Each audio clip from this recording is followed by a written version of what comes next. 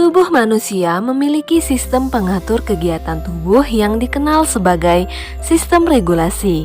Sistem regulasi pada manusia terjadi pada saraf, hormon, dan penginderaan.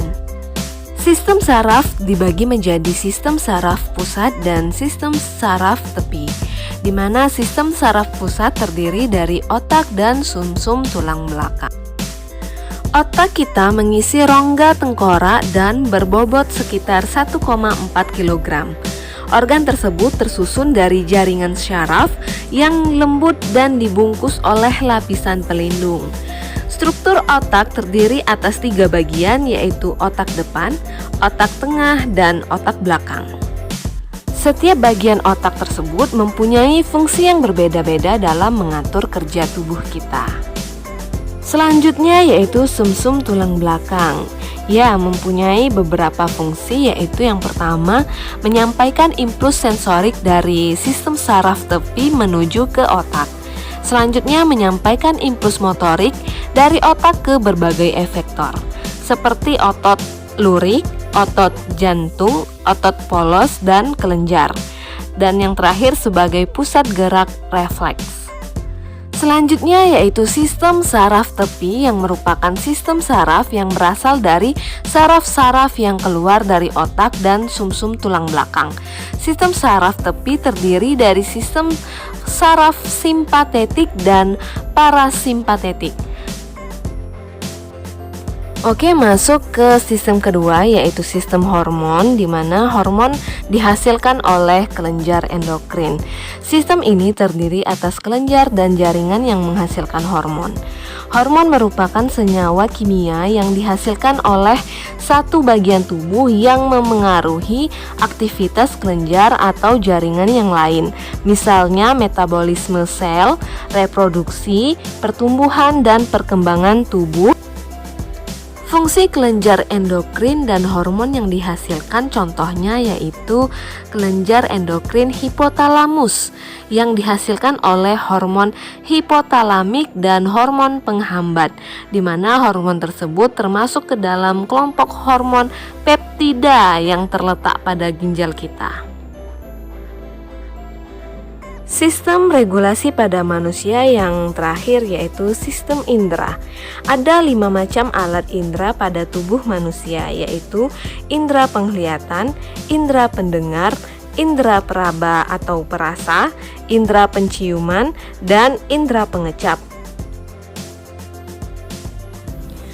Selanjutnya, sistem regulasi pada manusia dapat mengalami kelainan atau gangguan yang disebabkan oleh kecelakaan, infeksi kuman, defisiensi nutrien, atau faktor genetik.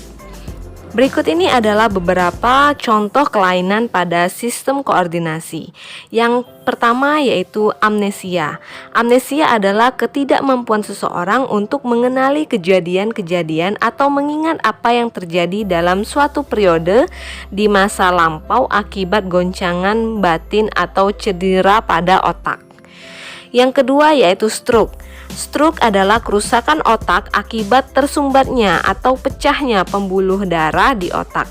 Penyumbatan pembuluh darah dapat terjadi akibat penyempitan pembuluh darah, penyumbatan oleh suatu emboli, atau karena keduanya. Yang ketiga yaitu Chuter. Penderita Chuter diduga ratusan sampai ribuan. Penderita selalu melukai dirinya sendiri pada saat depresi, stres, atau bingung. Yang keempat yaitu neuritis. Neuritis adalah radang saraf yang disebabkan oleh pengaruh fisik seperti tekanan, pukulan, dan patah tulang. Neuritis dapat pula disebabkan oleh racun atau defiansi vitamin B1, B6, dan B12. Yang kelima, transeksi. Transeksi adalah kerusakan sebagian atau seluruh segmen tertentu dari medula spinalis.